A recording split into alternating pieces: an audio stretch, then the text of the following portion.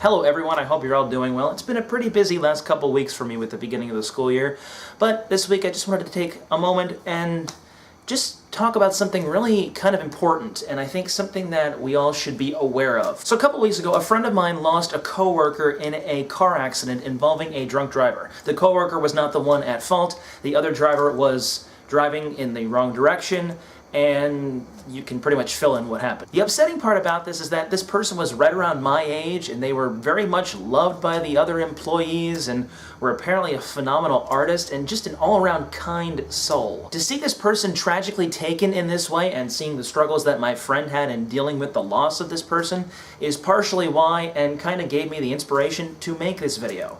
To say that this type of accident and this whole situation could easily have been avoided. In 2015, over 10,000 people in the United States lost their lives in drunk driving related accidents. That number was higher than what it was in 2014. Drunk driving is also the leading cause of roadway fatalities in this country, which kind of surprised me. I thought it would be distracted driving. Thankfully though, in the last 35 years, since about 1982 or so, drunk driving related accidents have been in a steady decline, but they are still a cause for concern because they still happen. This is something that was 100% preventable. I've talked at length on this channel about why I do not drink, and there are many reasons that drive me away from doing it even more, and this is one of them. Why would I want to consume something that in excess will impair me to a degree that renders my ability to make conscious decisions possible? There's no reason for it, and there's no excuse for any individual who makes the choice to get behind the wheel of a vehicle intoxicated. This story affected me as well. Several years before I entered the high school that I attended,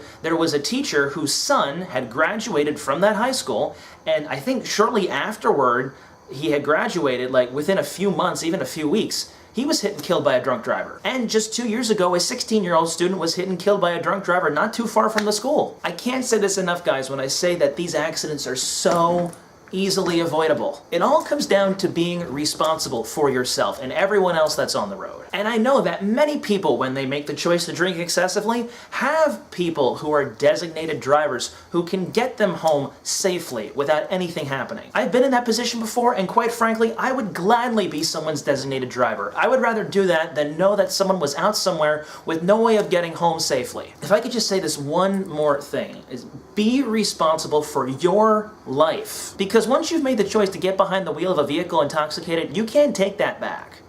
You are putting your life and so many other people's lives at risk by that choice. And if something were to happen and you survive it, you have to live with that for the rest of your life. In the description, I put a link to the GoFundMe page for the funeral costs for this particular individual.